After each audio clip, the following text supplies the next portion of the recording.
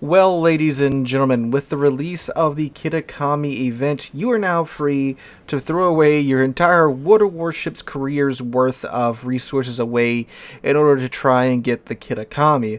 A ship which is pretty, dare I say, barely even mid by today's standards, if I'm using that Zoomer speak correctly. But yeah, Kitakami doesn't look that great. However, there are some ships you can pick up in the Salvage for Victory event besides the Kitakami, and you can literally get these three ships at half the cost. And one of them is the Defense, the one I've been playing the most. Now, before we go any further, I do want to say that the background footage is not exactly spectacular. I do think it does a good job of showing the Defense in a realistic situation in today's World of Warships. I just got terrible, terrible matches with this ship when I took her out to play her today. In all five of the matches I was recording, it's just like the team doesn't want to go anywhere near the objective. There's no spotting.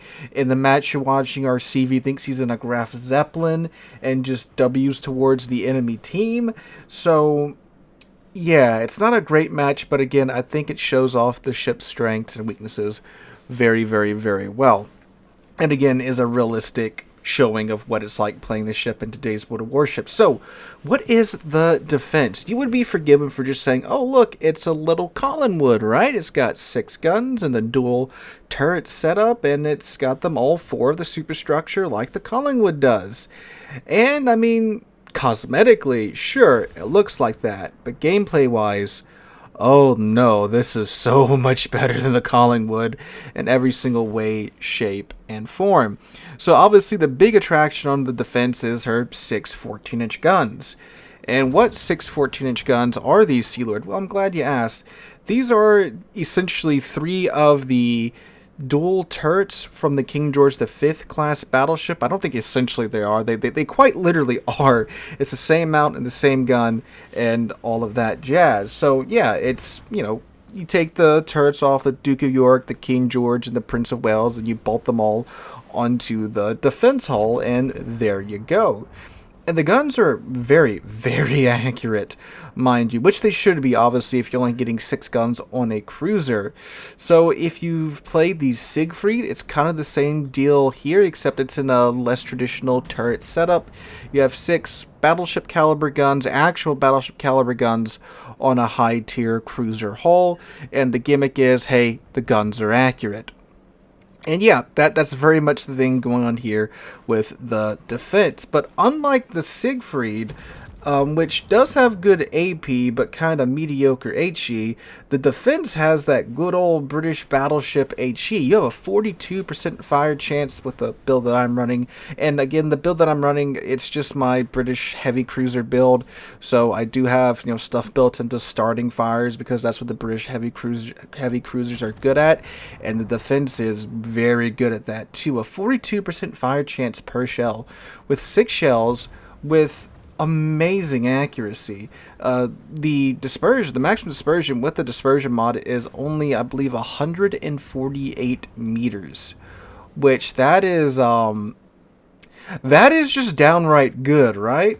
And you have, again, amazing dispersion and very, very, very consistent.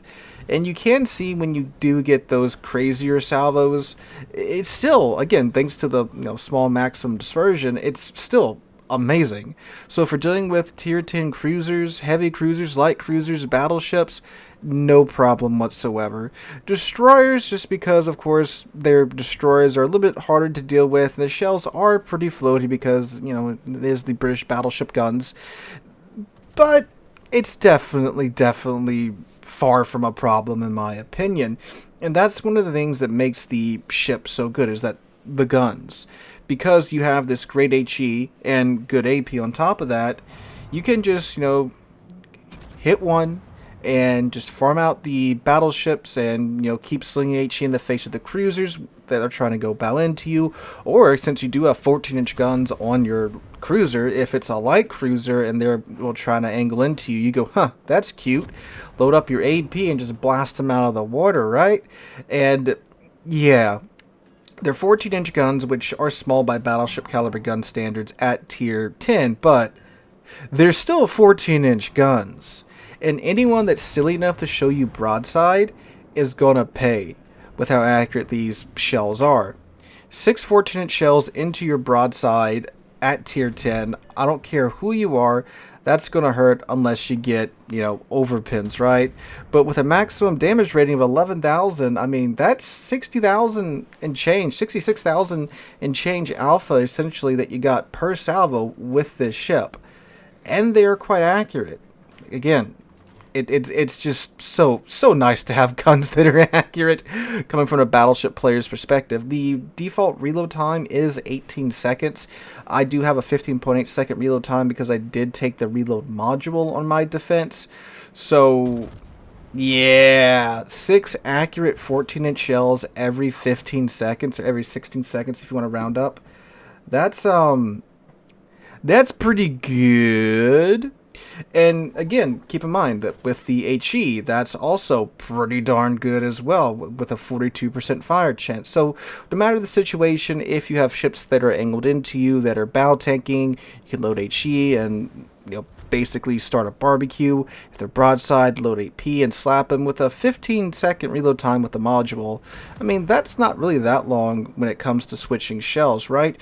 And with guns that are this accurate too, with the AP, if they are bow into you, you could probably easily just lob it into their superstructure and just get HE queued up for the next salvo, so you don't really have to worry about, having HE or AP loaded, and if you have the wrong munition type loaded, you're pretty much screwed. Now, the guns are accurate enough to where if you're good at aiming, you can get the munition type that you need to hit the part of the ship that you need it to hit, if you get what I'm saying there. Of course, with the guns being all 4 of the superstructure, that does mean when it comes to having to run, which I had to do a lot tonight when recording matches in this ship because, again, how terrible the matches were.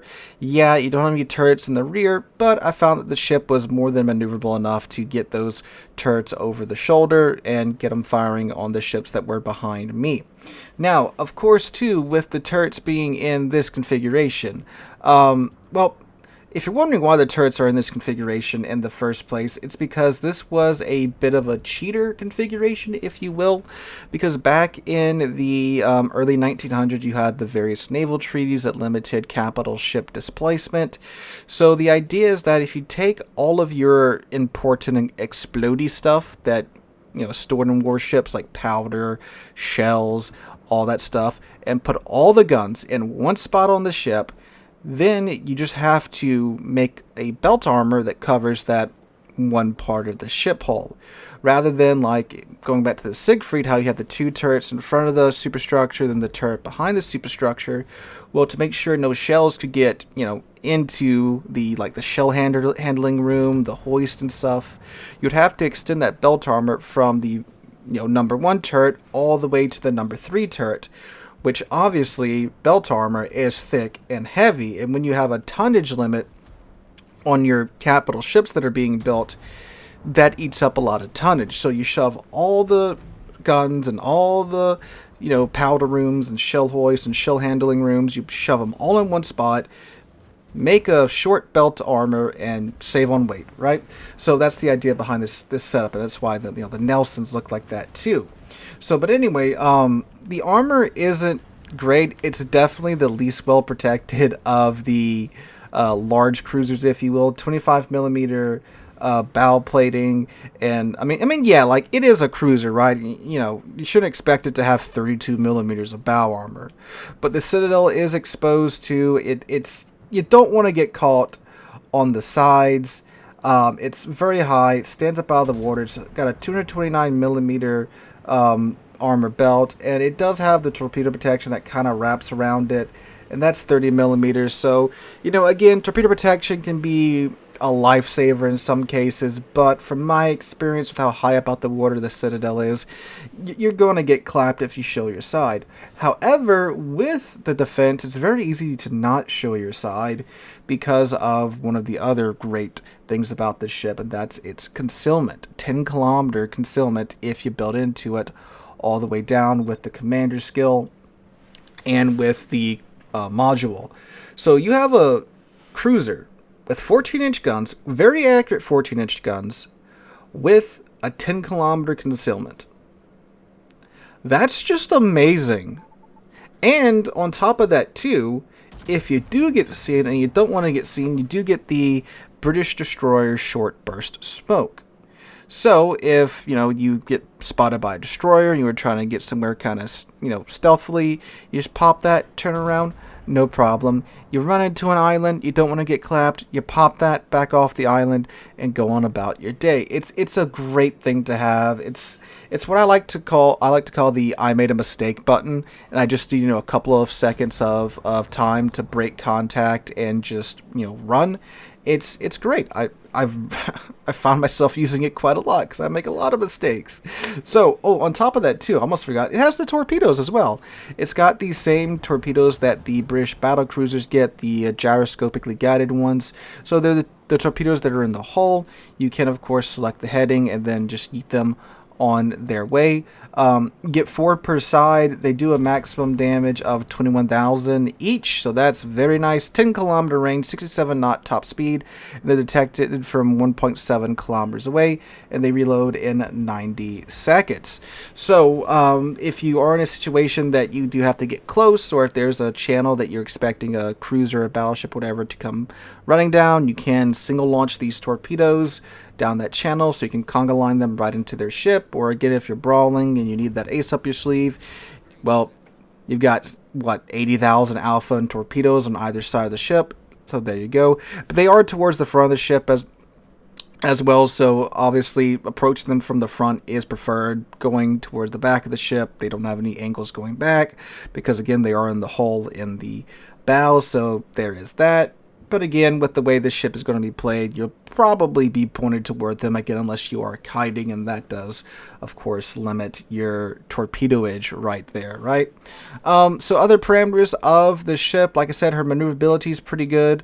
With the speed flag, 34.7 knots, so not exactly a screaming fast cruiser, but it's fast enough to at least, keep up with most of the battleships and outrun a decent bit of the battleships as well. But of course, there's other cruisers and DDs that can run you down, so you do need to be mindful about where you are. And again, given the thin armor on this ship, you do definitely need to be mindful where all those light cruisers are at.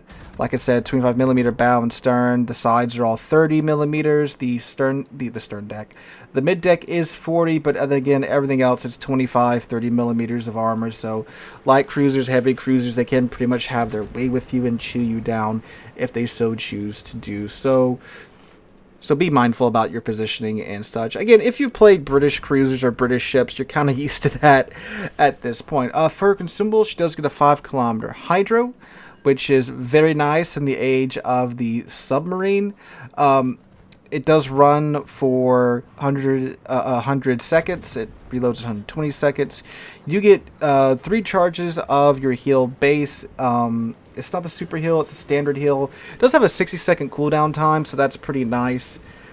And, I mean, honestly, I never found myself going, man, I really wish this thing had a super heal. It doesn't feel like it's unplayable without a super heal like some of the other British cruisers that have been, British premium cruisers that have been released in the past feel. So it works. It's fine. Again, with a 10-kilometer concealment and the smoke, it's super easy to break contact, to break spotting, run away, and lick your wounds, from my experience at least. And again, once you get used to the ship and understand that you cannot show your side to anything with mildly large guns for more than a second or two, or really at all, you'll be all right once you get used to that aspect of it.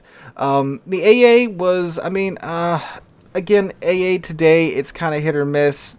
It's got an AA rating of 79, but its firing range is only 5.2 kilometers, which is better than the Italians, but I never really found it was a plane shredder, and it's just tossed into that category of ships that, like, oh, it has AA, so there's that.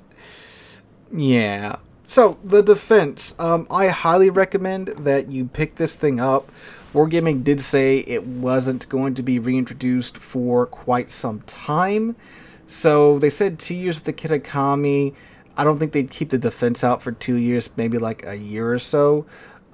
or it might have been all together. Either way, you can get it for free right now. Yes, it does cost a bit. It is half of the Kitakami grind, but you get the defense, you get the alien, you get the Caracelio, you get 2 Santa containers on top of all that. So you get 3 ships for not a terrible price. And honestly, if you're like, heck, I mean, making up words again. If you're like, heck, there's no way I could get the Kitakami, but if you can get like half of the resources, which if you have a decent sized fleet and you have a bunch of like tier 7 and below ships, you should reasonably be able to almost get this one just with the coal. And then of course with the research bureau points and still on top of that, you could get it. Now I do think it's a good pickup. It's a great pickup for what it is. If you like having guns that hit what you're aiming at, right, it's a wonderful ship. But again, it's pretty squishy. You gotta be mindful about your sides. It is farmable by most of the ships up at higher tier, but my god, is it so good in my opinion. So I'd recommend you guys pick it up. It's very much worth the grind in my opinion. Again, you get 2 more premiums along the line and 2 Santa containers as well. So half the price of Kitakami, double the fun in my humble opinion. So guys, let me know if you guys enjoy this type of review, kind of a more just a speed review of the ship than the usual in-depth review, because obviously the CCs have had their reviews out on this for quite a few days, and I had to just actually sit down and throw all my resources at the game to get the defense. So let me know if you guys enjoy this type of style of review, or if you prefer the normal first impression style. So, hope you guys enjoyed. Have a wonderful Saturday and wonderful weekend. Hope to catch you guys in the next one.